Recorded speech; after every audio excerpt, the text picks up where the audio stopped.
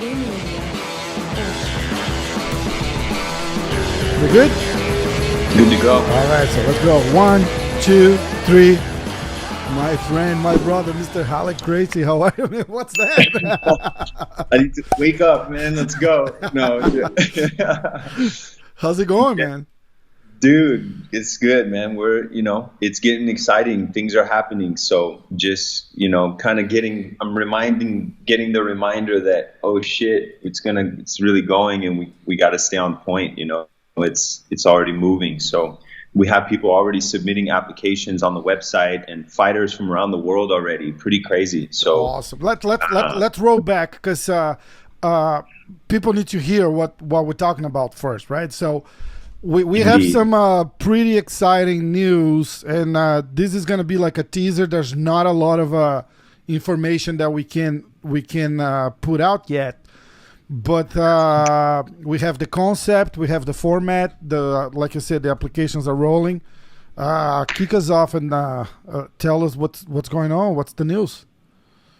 Yeah, so the idea, man, I appreciate having me on the show and stuff, and doing the one yesterday in Portuguese was good too. And yeah, man, basically the idea is I'm bringing something back to the roots in terms of connecting the fight universe to the heritage, I think, that is very much my family heritage, but is also very much a fighting heritage, which is more of an open fight, right? A more, call it unhindered rule set, to allow for that real kind of feeling to occur that I think we miss, circa Pride, circa even Vale Tudo, pre-Pride in Japan, Yes. And so it's Genzai Freestyle Fighting, and it's the Grand Prix, which is going to be an open weight Grand Prix, our inaugural series, which is going to be 4 events that are going to culminate into a single champion from 16 athletes.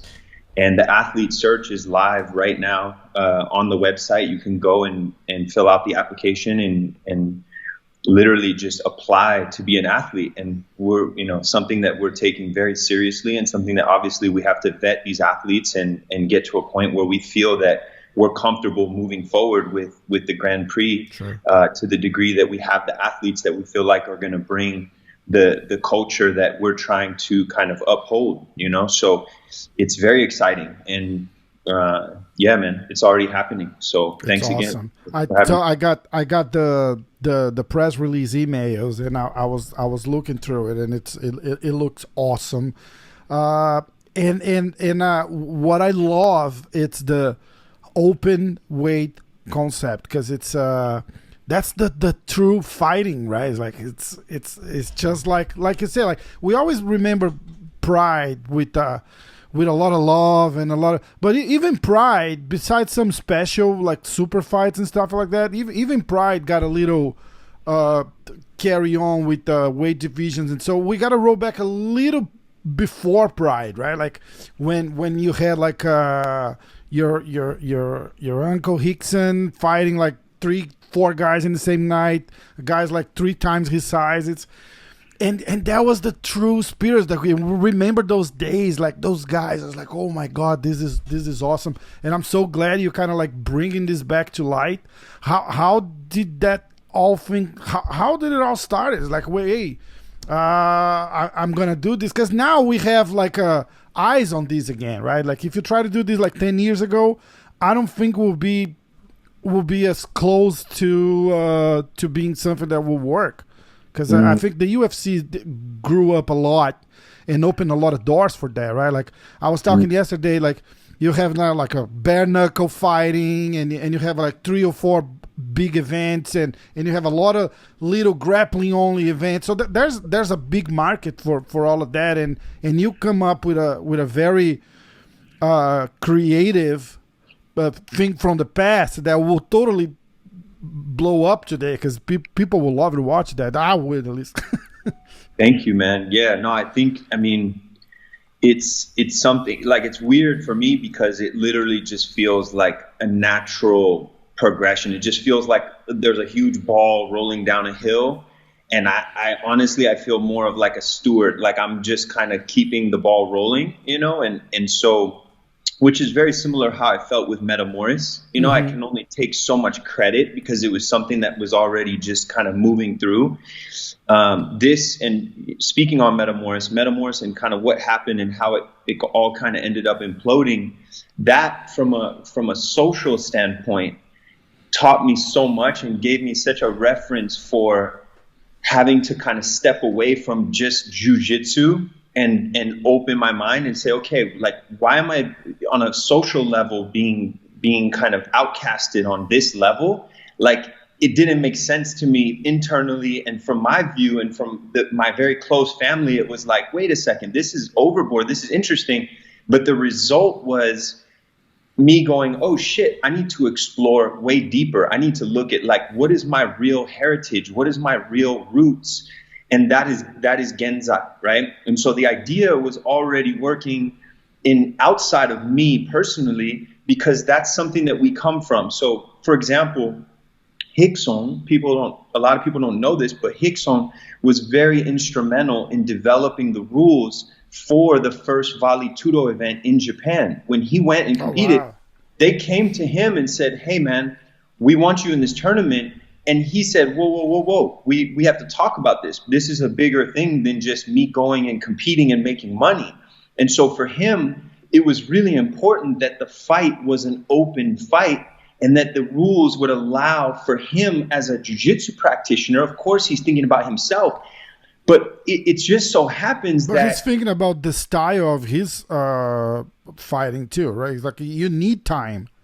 You need time, but ironically, that's also a more real fight. It's not like he's asking for something easier. You know what I mean? He's asking for something just more open. He's not saying, hey, look, if the fight is boring standing up, you should lay us down. He didn't say that. Never. Which is what happens in MMA. But it's the inverse. They say, if the fight is boring on the ground, stand it up. Right? So and people always had that concept, say like, oh, the Gracies, you know, like they go and I think that happened with Hoje too, and it's like, yeah, they only fight if it's like an hour long. I was like, oh, if you think it's easier, get in there with him. And while you're sitting on the toilet on your phone, no shit, right? You care so much that it's an hour fight. The problem, and the bigger issue, and so part of it is like a lot of people people who I've talked to and different people are like, oh, well, you're competing with the UFC. And it's like, well, not really, because the UFC, first of all, the UFC has done a huge amount in taking everything where it has gone. And Dana White, I mean, today I think they just went public. Yeah, I saw that. Crazy. Incredible, you know, for everything, right? Like for me personally, what I'm realizing is that this is literally just a different, it's like beer and wine, you know, like people like wine, people like beer. Some people aren't going to like what we're doing. Some MMA fans are going to say, man, that's, you know, it's too slow. It's too boring. You have jiu-jitsu guys who have working this kind of strategy or whatever. I'm not into that. I'll just catch the highlights, maybe, whatever it may be. But there are for sure people who are going to be stuck to this and watch every moment and want to be there live. And, you know, that's the people that ultimately we have to do it for, right? And so that's another thing for me personally that drives me, is getting to the point where I realize that for me as a person, as a human, my destiny, my roots, like my whole process is very much just the same in terms of what I was doing in my contribution in just as a leader in martial arts. My goal has always been to just keep it authentic and bring something very much to the roots, which is what I come from. So if I'm going to be authentic to myself, I have to preserve my heritage and say, guys, look, you guys, the UFC, to achieve the level of popularity and to get the ESPN deal and to make all that happen, they had to kind of narrow their search and get to a point where they developed, and really UFC at this point, and MMA specifically, is its own style of fighting in many ways now. Yes. It's becoming that. And so the rules have driven that kind of focus for that style. that doesn't take anything away from the athletes. The athletes are still amazing. I'm not a UFC champion right now. Part of me goes, oh shit, I wish I was a UFC champion. That would be cool. And then other part of me goes, man, I have other shit I need to do. I need to focus on my heritage and do my thing. So this is just, me kind of very much staying in my lane. And so it's beautiful, man. It's really nice, and for me personally, it's very, rejuvenating. Given everything that happened with Metamoris, it's a way for me to kind of reevaluate and take everything that happened in that experience and say, okay, there's things that I did wrong. There's things that I did right. Like, this is my full, circle movement to say, man, I'm still respecting jiu-jitsu, but now I have to respect all these other arts because it's bigger than that, So it's pretty special, man, the opportunity. It's kind of like literally bringing back the old days of Vale Tudo, right? Like, and when I say old days, it's like the storms into the Gracie Academy in Rio, and that's kind of because that wasn't just jiu-jitsu. The guys will knock on and say, hey, I heard you have a guy. And to your father, right? Like, I heard you have a guy. I want to fight him right now. So it's like 9 o'clock at night. They say, hey, Hickson or Rorion, get down here. There's this guy here. He wants to fight. And they will come down. And they're like jiu-jitsu guys, but it's more like a open. It's exactly like that. They don't know who the guy is. They don't know the size. It's like, oh, what's his weighting right now? That was never on the table. They'll just fucking go and fight. Absolutely. And so that culture of, I will go right now. I'll put it on the line. Like, I'm willing to test myself in a format that is going to be completely open, is something that I believe it requires a very unique athlete, yes. And so you have to very much focus on that. So a guy could be training to be a UFC fighter. He can come be in our event, but he has to very much change his focus and go, okay, I'm going to have to think about this deep water. I'm going to have to bring a stand-up style that's going to just really, put somebody down and be very effective, and be aware of the fact that I could be taken to the ground and get stuck there, and I have to find my way back up, and so it's definitely a little bit, a lot more of a heavy, fight situation. Yep. And so, and I think that's the thing that, people are going to slowly look at and say, okay, wow, like, this is just a different flavor altogether, Exactly. So, and for us, like, the branding, the culture, like, it's all just so much about, giving respect to the roots and the culture there. So the Vale scene. The name is Genzai, and the format you explain a little bit. It's going to be like 16 guys and like what do you call, like in English, like an elimination through the fight. Everyone fights everyone, and not everyone, right? Like until you have one guy. What I loved about the press, I'm going to put it on the screen right there. Look at that. That thing looks good. I was so excited when I saw that, because that I don't know, that brings back like a Lionheart kind of thing, like it's a comedy, and it's awesome. I love the style. When you look at that, you kind of like it brings you in already, right? Who designed that? We did. The team. That's awesome. Oh yeah. No, that's like, it says that it's like 1.0 design.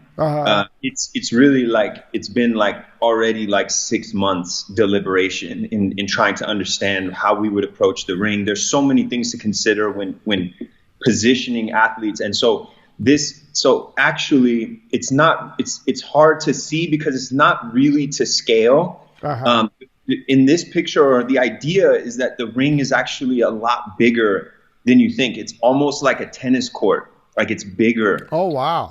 Yeah. So there's like enough space for a boxing ring to be inside in the middle and then some. And It's actually rectangle. So it's really big, So And the idea is that it's more live, it's more wild. Like you got to go in there and find your opponent and make it happen, and you can move around and you can kind of, to create a little bit more movement, a little more potential for people to creatively approach how to actually overcome their opponent, which is so interesting, So we were thinking of more space, not less space. And I know some people would think, oh, you want less space or more action and this and that.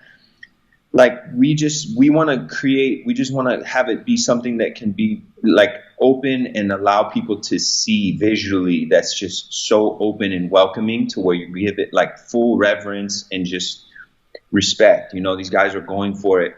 And so we saw something on Twitter that people are saying it's no gloves. It's not no gloves. There's a flyer that we put out that is kind of the athlete search. It looks like an old magazine or looks like an old newspaper. Oh, I think I have it.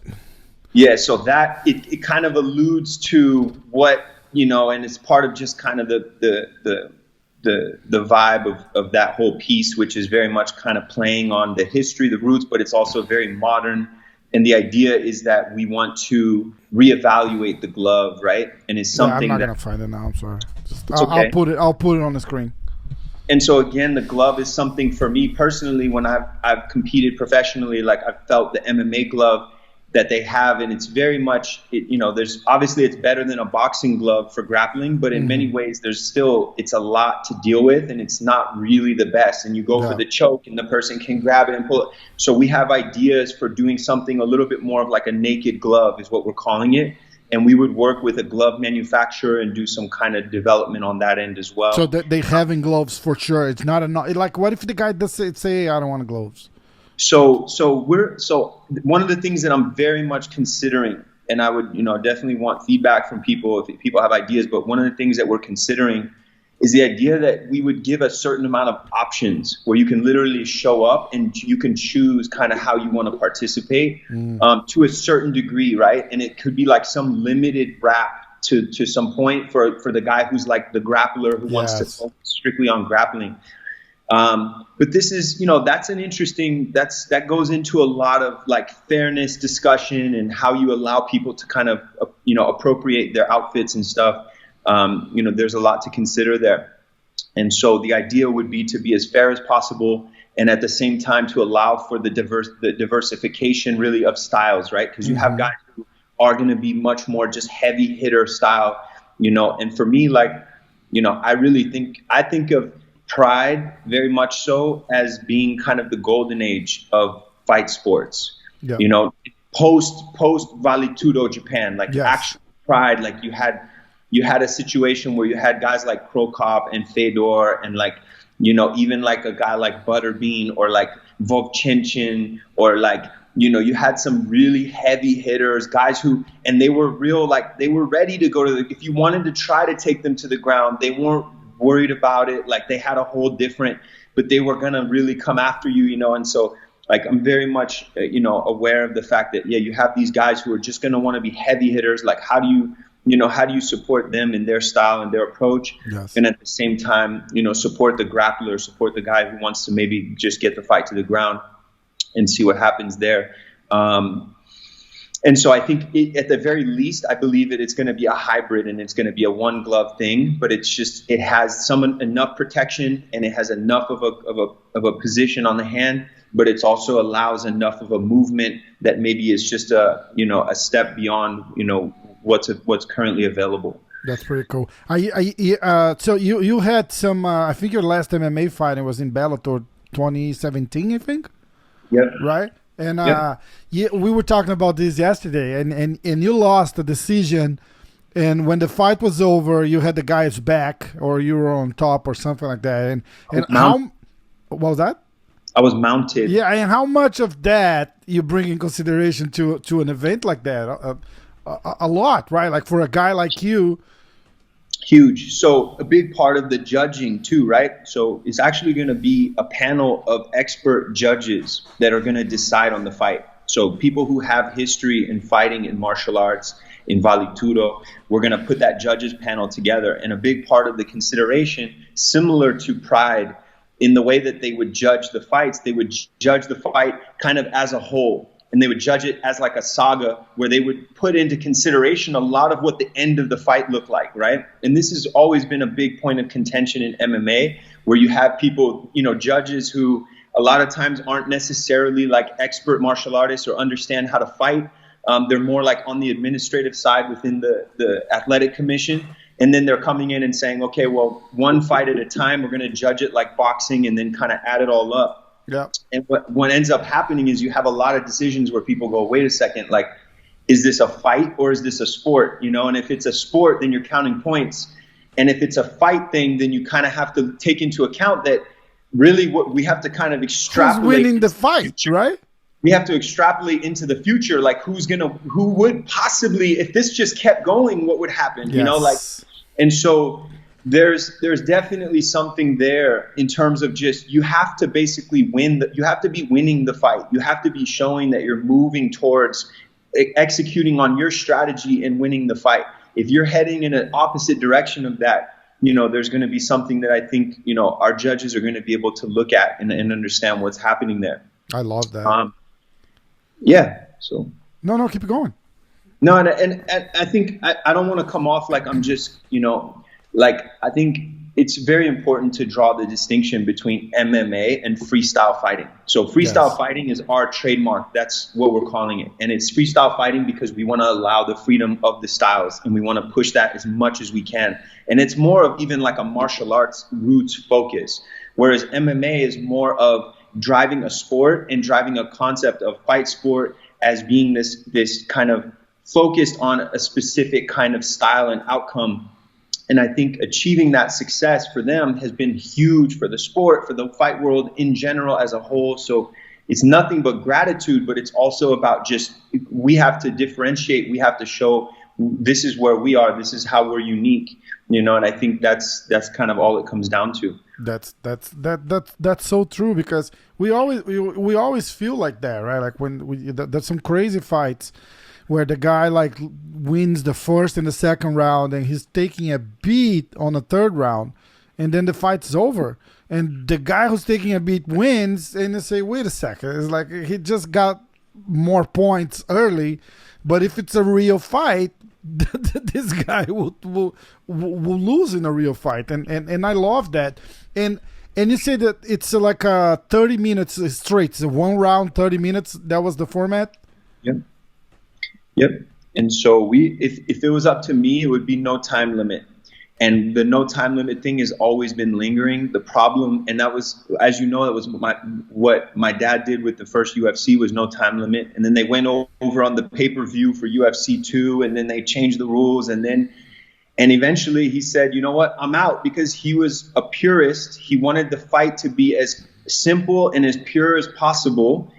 And eventually he felt a lot of pressure from the partners at, I think at the time, Semaphore Entertainment Group and some other people that, you know, were advising him at that time. And he just said, you know what, it's cool, I don't want anything to do with it. And that was when he sold his interest. It was after UFC 4. And if you remember, what happened was Hoje fought Ken Shamrock in UFC 1, beat him very quickly, like 1 minute, 2 minutes. And then they fought again in UFC 3 when they had implemented the round. It was like an hour-long fighting, right? And then Shamrock goes in and just kind of lays on him and holds him down wrestling style.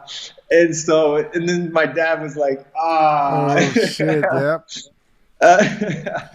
And so that's, you know, it's and I think there was something about the way that they had set the rules where basically there was like no judge decision or something. It was just kind of like, it was going to be a draw if their time ran out. So he basically went in for the draw, was kind of the notion, at least exactly. That we thought. That's his tool, right? It's like, all right, I'll get you. Yeah. So, but that's all just classic, cool stuff at this point, as far as I'm concerned. For sure. So you talked a little bit about Metamoris. What's going on with Metamoris? Because I watched some after our talk yesterday. I watched some stuff. I think you did an interview with Ariel Helwani, and Ariel Helwani actually tweeted yesterday too the Genzai kind of like launch. Thank you, Ariel. And Ariel is awesome. And so at that point, I think you were going to your Bellator fight when you did that interview, and the stuff with Metamoris was still very fresh, and you had a plan to bring the event back and finish whatever stuff wasn't completely when the whole thing went down. How are things with that? And is there any plan to bring Metamoris? Look, I love Metamoris. Bro, I see you, you're like tiptoeing. You're trying to be so nice. It's so well, listen, we all know what happened. There's no reason to come heavy at that. So. No, but the thing is, we don't all know what happened, and that's the weird thing about the whole Metamoris vibe is that, like, and man, I moved to Colorado with my family, and I lived in basically in the forest in a small town 3 hours from Denver, opened a little jiu-jitsu school in a barn, completely helped me mentally and physically. I got healthier than I had ever been in the previous 5 to 6 years. It was a really big deal for me, but just taking time to look at everything and think about it, it's amazing how when people decide that you're a villain, that you basically anything you do is wrong. There's nothing you can do right. And ultimately, there's this justification where people can basically try to take everything from you and everything is okay. It's very weird. The culture that we have where once we decide that someone's a good person, we can kind of back them up through anything. Once we decide somebody's a bad person, we kind of we look the other way and we can't handle it when they, even good or bad, whatever they do, we're not going to take it. It's very interesting. Like Tesla, for example, a Tesla will crash in autopilot and kill 5 people on some street corner. Elon Musk is still a hero. He's still the man. I like Elon. I like what he's doing. I like Tesla. But let's decide when people are actually, a villain or a nice person. And then let's understand what we're doing when we do that to people on a personal level. So I believe that was very much villainized. And what the interesting thing is what you decide is Elon Musk is not building Teslas for the purpose of killing people. He's not doing that. That's not his purpose. My purpose was not to run events so that I can steal money from athletes and not pay them and ruin their lives. Sure. That was not the plan, So I think people kind of started to get to the point where they assumed that my plan was literally to be a shady person. That was not my plan. My plan was to open up the game and to create opportunities for athletes. I was paying athletes out of the gate way more money than the market could even justify.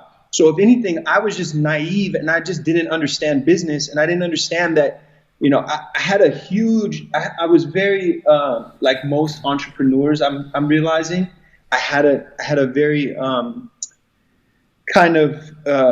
it's almost like psycho ambition, of just wanting to achieve something that it was way beyond where the market was. So the goal was, how can we take this to get accepted by major distributors? Well, in order to do that, you have to invest. Yep. And so my partner initially said, we're going to invest, put millions of dollars in the bank account, let's go. And we did. He left after UFC 2. Well, from that point, Metamoris 2. Metamoris 2. And at that point, I'm on the hook for this brand. He's gone. People don't even know he's gone. We didn't even do a press release that he left. I'm on the hook for this experience that all these jiu-jitsu enthusiasts, these core fans love. They're just in love with it. It's like crazy love for this Metamoris brand. And I'm there thinking, shit, we got to keep this going. We got to do this. Like, the energy is there. People are doing it. And I'm still have no idea what it's going to take to get from here to getting it to where we can actually sustain doing what our original plan was, which was paying athletes the most that we can pay them, right? And so that's the long-winded answer. But ultimately, I'm an entrepreneur and I failed. And if people are going to hold that against me, and we just have to keep it moving, So at this point, I truly feel that was all the best experience in my life. It was the best thing that ever happened to me. I lost very close friends. I lost family members who started looking at me like I was a villain, who literally didn't want to talk to me anymore. I almost recommend people go and crash and burn so that they can feel what it feels like for your family to turn on you and say, you know what, go fuck yourself. You know, like it's that serious. And it wakes you up and it gives you a sense of human nature and what it means and how certain people are going to have your back and certain people are not. And there's a huge amount of value to that, to understanding what does that even mean? Sure. And what is it, you know, how are people really looking at you and how are people really going to support you when it matters?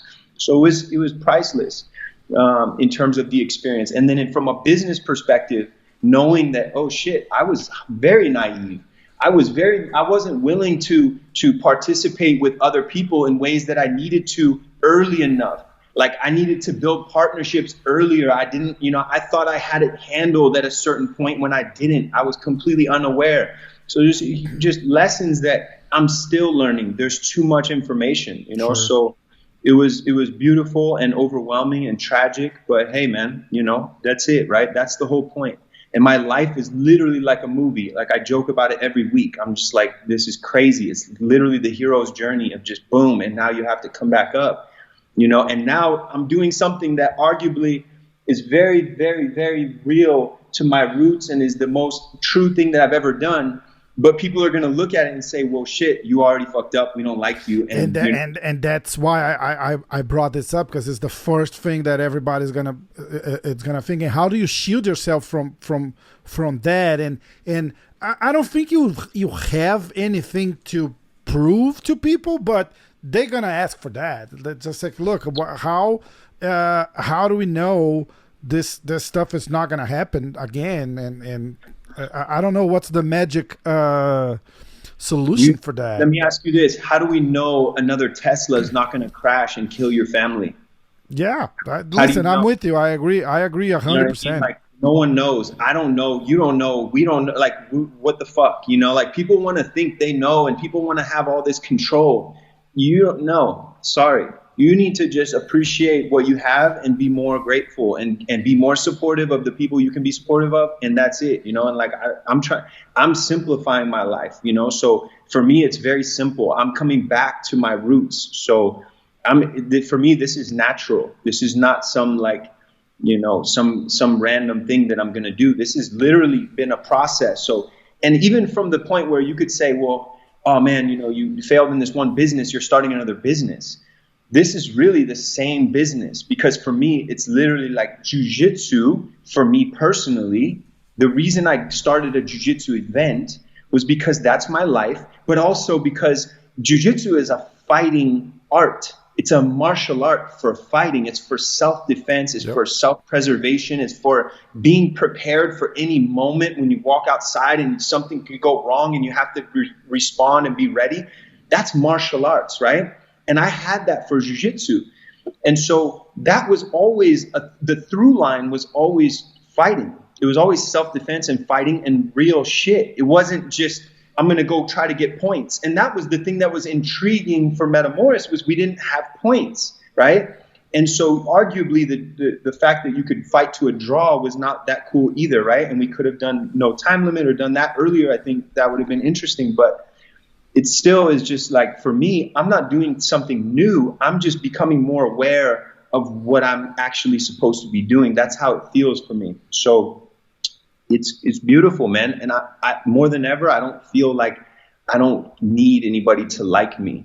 I used to feel like, oh man, I want people to like me. Somebody didn't like me. I felt sad about it. I would go and like internally, I had this whole, you know, and everybody wants a certain level of approval, but I'm very clear on the fact that very few people get my respect in that sense. And it's a very close thing, and it's something that's built on time and you know what I mean? Yeah. Which is, it seems obvious. It seems so obvious, but to me, that was not obvious beforehand. And I think that's, you know, I did an interview on the Show Your Roll podcast with Bear, and he was asking me, you know, what's up and this and that. And one of the kind of revelations I had was that, you know, growing up being a Gracie family member in my generation, you already get so much credit for shit that you have not done. You know what I mean? Like, you're already given the credit of like, you're, you know, and so my main mission right now is to just be even, to be balanced. Like, if you want to give me credit for something, like, give me credit for something I did. Don't come up and tell me, like, just because you're this or that. No. Like, go look at the Genzai website. Go look through it. See what it is. It's its own style. It's its own flavor. I've been working on that for years now. Like, that's not, you know what I mean? And that's something that I'm doing with my team, that we're developing over time. And it's coming from influences that I've been given and opportunities that I've been given. And I'm appreciating that more than ever.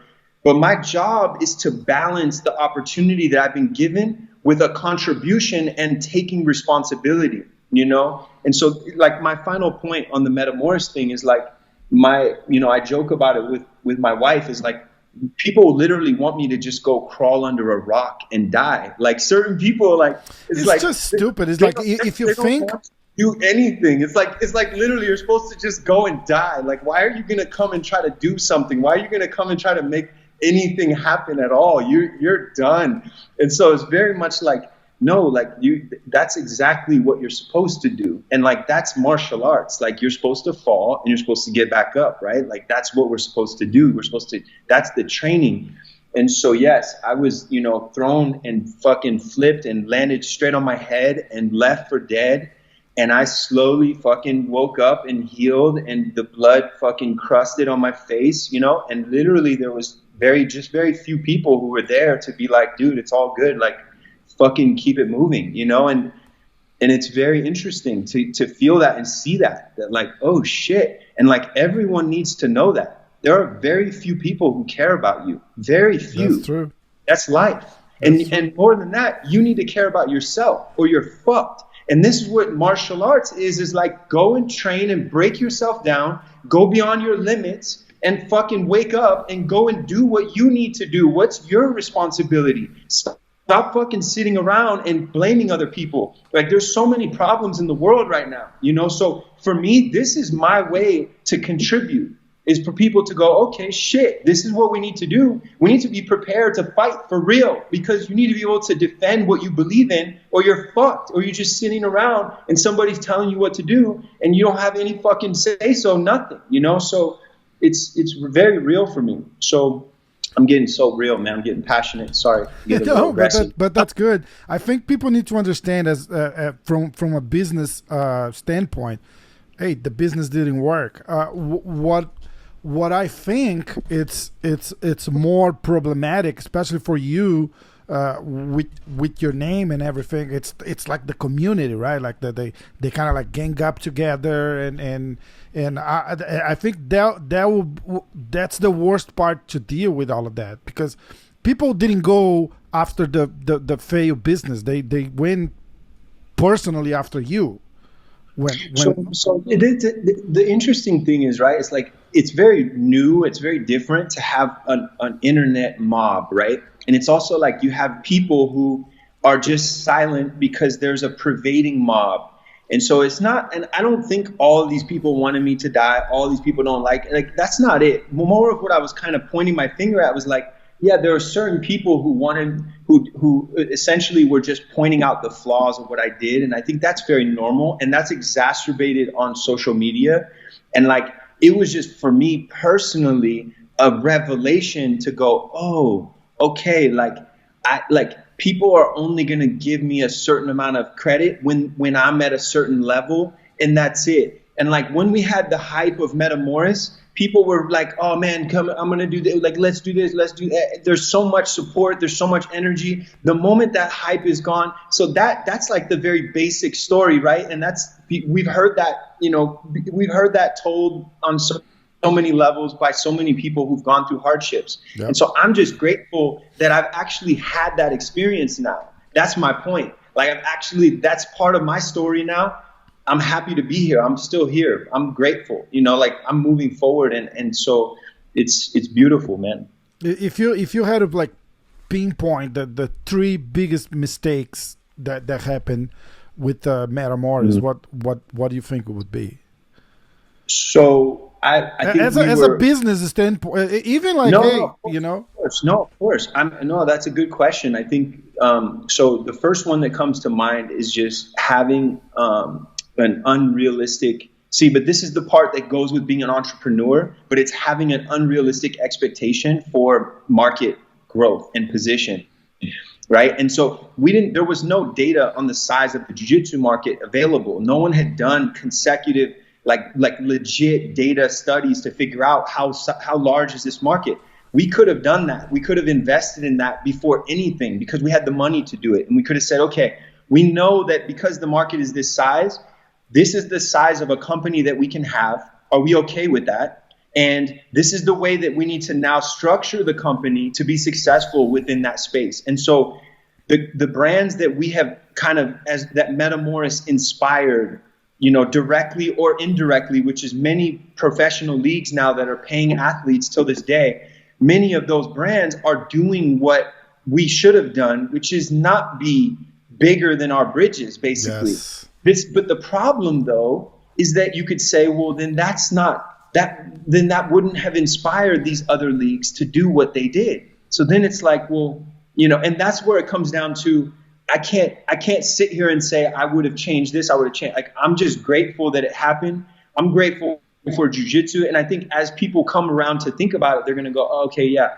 And I've had many people in person meet me and be like, dude, thank you for what you did for jiu-jitsu and for Metamoris. Like, Metamoris was huge. It changed the game. Like, and so, yeah, I'm not sitting here saying like, it's a full pity party all day. Like, that's not my life, Sure. So there's definitely people who see that, I think, and there's also people who are going to go, oh, the biggest issue is that people put a mark, like there was a few people, and actually it's interesting. I don't think Eddie Bravo even realized it, but he made a public statement that I was a shady promoter, and it stuck.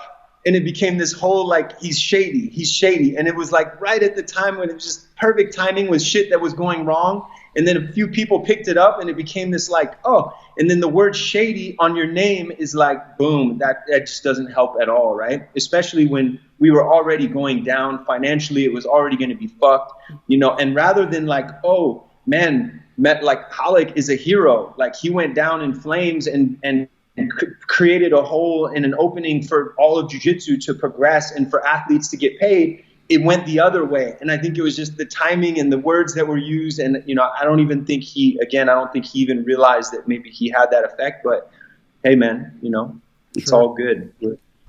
Again, I'm grateful. It's like it literally couldn't have gone better for me personally. Look, and now we have Genzai coming up. Is it launching? I know we don't have a date yet, but is it this year? Yes, so the idea is 2022. Okay. The problem is the focus. It's not the problem, but it is the problem. The problem is to actually get 16 fighters who are going to bring the level that I and we envision, which is something pretty fucking amazing. You know what I mean? Like, how do you choose? That was going to be my next question. Is like, from that, so how do you select 16 guys? Because it's gonna like pour names and you look, it's like, oh shit, this guy is like a double world champion. This guy, it's a MMA champion. How do you pick? Yeah. So this actually goes into another part that you had mentioned earlier that I wanted to address as well, which is that, like, first of all, that's a good problem, right? If you have a lot of people putting their names and their information, for us, we can build that database. And another thing too is I'm not against the idea of weight classes. Like the Genzai, the Grand Prix is kind of going to be the kind of the end all big event. Is kind of like the Pride Grand Prix that they did every year or every other year. They had like a really big event. So for us, like, that's kind of one marquee event. But we're going to have a Genzai Freestyle Fighting League that is going to be a literally just like a development league and also just a pro league for athletes to compete. And there could be weight divisions. There could be very similar to Pride, in that sense. Exactly. That makes sense. We're still formulating the exact weight divisions, but the idea is to create a place where guys are just able to compete under the rules in more of an official, on more of an official schedule. But initially, as a kind of a launch, we're doing the Grand Prix. And so for right now, our focus in the athlete application process is going to be selecting people for the Grand Prix, but also filing people in within certain weight divisions who might not fit for the Grand Prix, but might, actually make it, into something else for us, in the future. Cool. And before I forget, the link, it's going to be on the description of the YouTube. So there's the link for the website. People got to go there and fill the application. And there's like a subscribe thing too. You can put your email and get fresh news on everything that's going on with the event too, right? Thank you. Yep. I'm excited. This is awesome. So this is what we're gonna have to do. As soon as you say, "Hey, we got the names, and now we have a date and place, and like a perfect thought rule set," we'll do another one, and then we'll announce the Genzai tournament. Man, I'm gonna put that thing up again because it's awesome. Look at that, bro.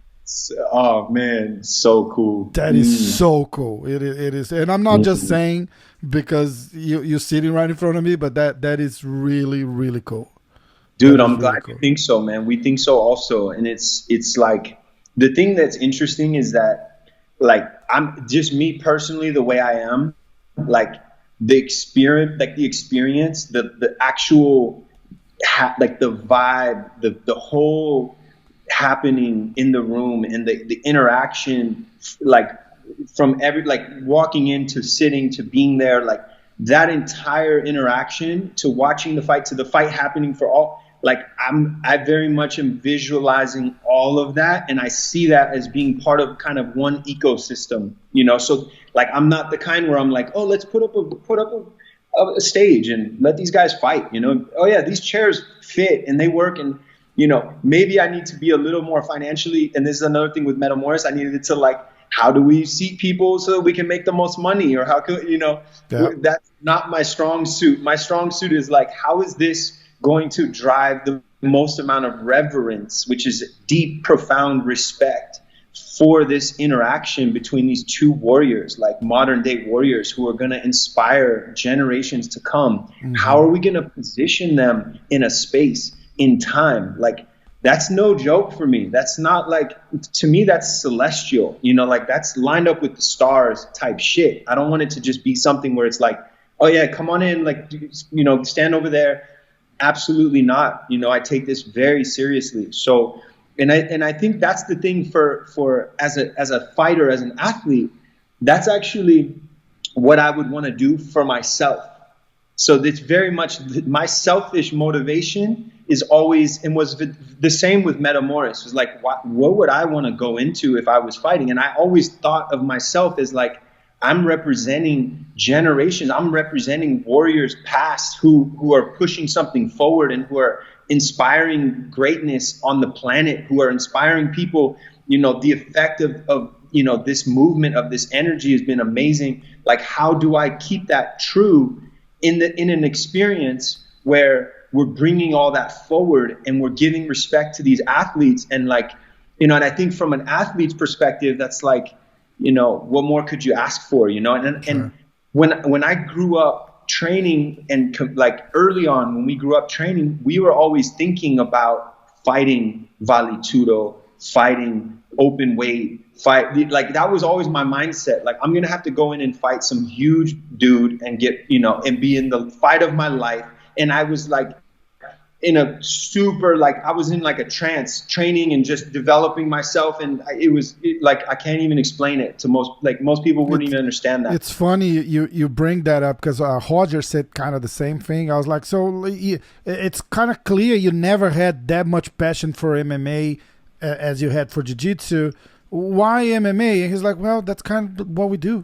It's like you have to fight at some point. If you're born in my family and you're a man, at some point you're gonna have to fight, and that's kind of what you say. Like you are raised to be a fighter, right? Like it's gonna happen. So I'm glad you said that, because honestly, this is being built for Hoje, because his style and his approach, in my opinion, he would have been perfect in this league. this would he, you know what I mean? Like he literally like this is his opportunity. So, and that's something to kind of consider in terms of how effective in like his career and everything he did. I have the most amount of respect in him just, you know, being who he is. Obviously he's created such a powerful force for the family and everything. But in terms of his ability to kind of really flourish as a fighter in MMA, I would say that the rule set kind of hindered his ability to really flourish, you know? So that's important, man, you know, and that's all what we're doing. For sure. Here. I think for all of you guys, right? Like you guys were always so like a bunch of purists with the jiu-jitsu style. And if you really dive in and look into it, it's only when you had some sort of rule set that kind of like let you. I want to be very careful here, but that kind of like let you guys do what you guys do, right? Which is not just straight punches for 3 minutes or 5 minutes, and hey, what's going on now? Oh, he took me down. So what?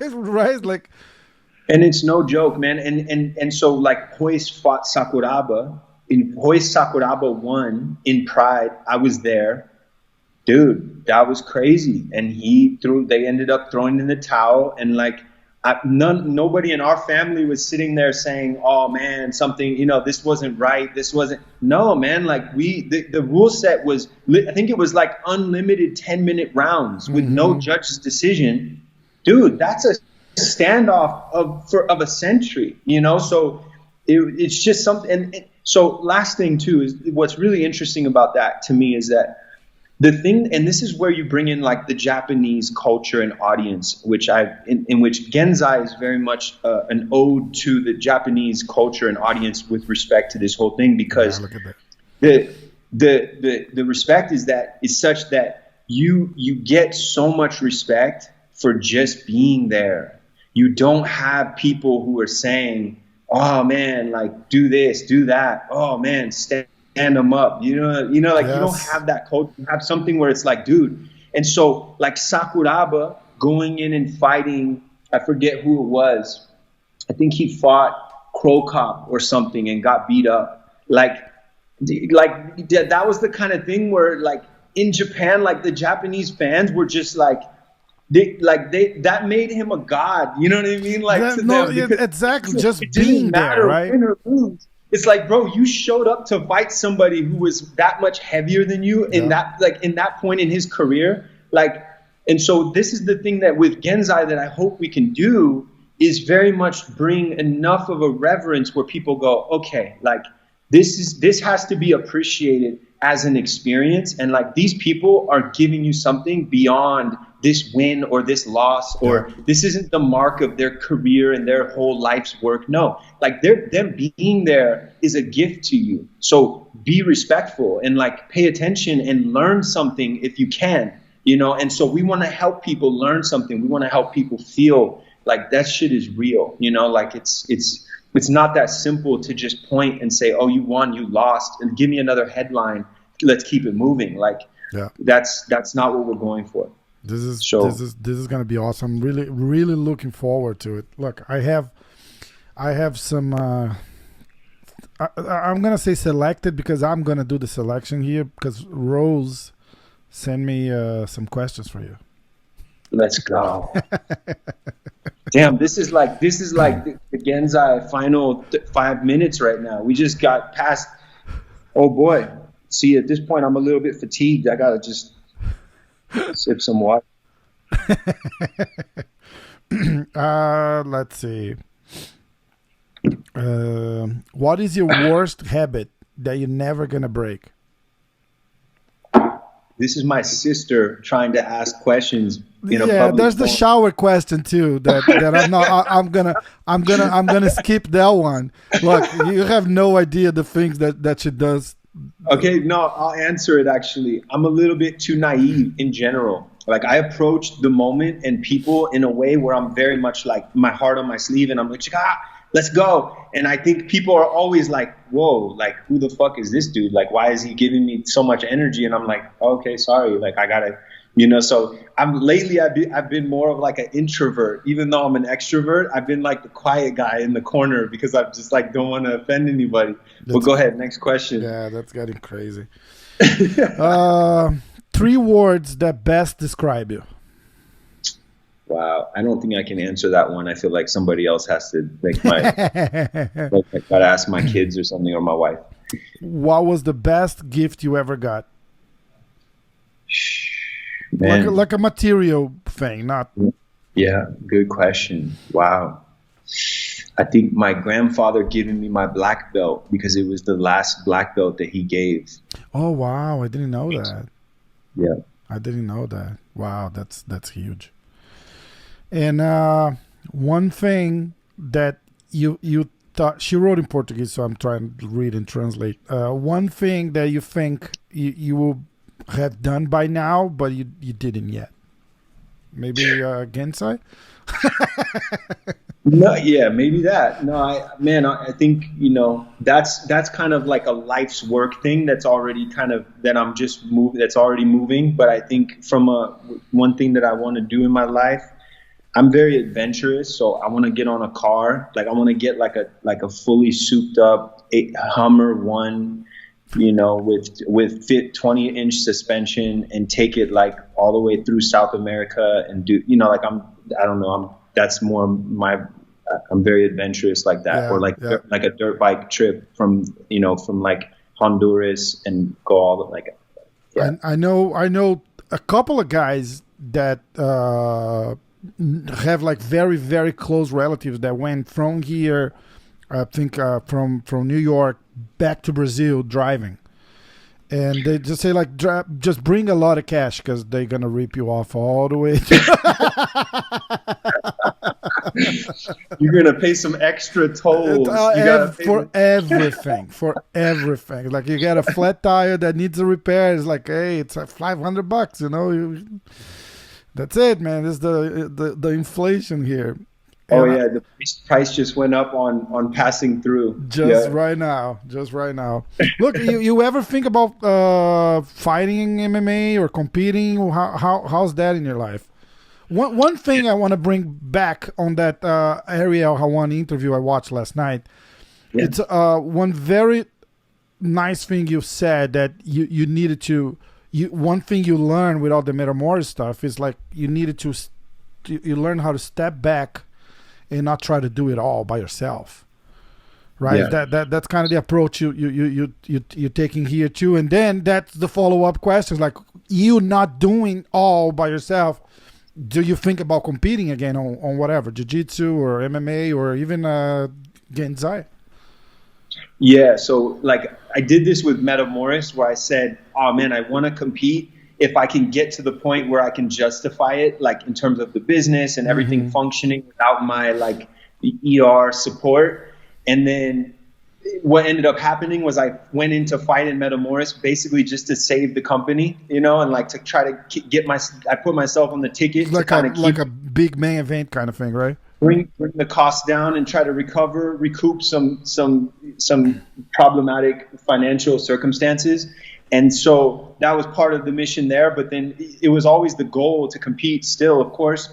The problem is I'm learning even more so. Another lesson from Metamoris is just the power of focus, right? Like I really do have to stay in my lane and I have to choose like, what am I really doing here? And if I want to have the influence and I want to have the potential for really giving like a whole nother generation of athletes an opportunity, like the best thing that I can do is put up the belt, you know what I mean? And just focus and make that happen. So I say that and I say it kind of with emotionally because I'm like, at the same time, I feel like I was literally destined to be in this event, like that's my destiny. So I have like a dual destiny thing that is very much coming to a head. But I think the answer is that I have to just apply myself to the business and to the entity. And, and I think, I'm going to live vicariously through the athletes and just, and I think, I think you have people who are so obsessive that end up kind of changing the game because they have to reroute their energy You know, and I think that is very much what I'm susceptible to at this point. Like, I'm going to fully reroute my energy and just make this like really come together. And I think it's already happening. So Sure. I'm just grateful, man, that I would even have the opportunity to do either or. But you know, I think this is the right way to go. That's awesome, man. That's awesome. So look, we'll circle back to this, and maybe later this year we'll get back here, and we'll have some dates, and it's like this shit's happening in March. I don't know. Let's go for it. Let's see. Again, so about the date. So one of the things that, again, I was going to say is, like, for us as an organization, like, we want to get the right athletes, right? So we really, like, and I'm going to say this kind of, is this kind of a half statement, but like, the goal is to get the athletes. And so we're going to take as much time as that needs. And so within reason, obviously, but the goal is to first quarter 2022 to do an event, to have that kick off the first event of the series. And the plan is to separate the events quarterly. So it'd be like a two month break in between, 2.5 months. Give the fighters a chance to recoup and get back out there. Okay, awesome. Can't wait, man. So look, good luck, and this is a big teaser. So I'm really looking forward to it, and we'll come back. We'll do this again. Man, I really appreciate your time and what you're doing with the show, and it's really cool, man. I really like your whole room, the design. Like, immediately when I saw it, I was very intrigued, and I'm not just saying that. You know, I really appreciate it. I see the pride reference in your logo, yes. And I appreciate. I know we're on the same team, so much respect. All good. Awesome, man. You got to respect them all. Thanks, man. Thank you so much, man. We'll be in touch. Cheers.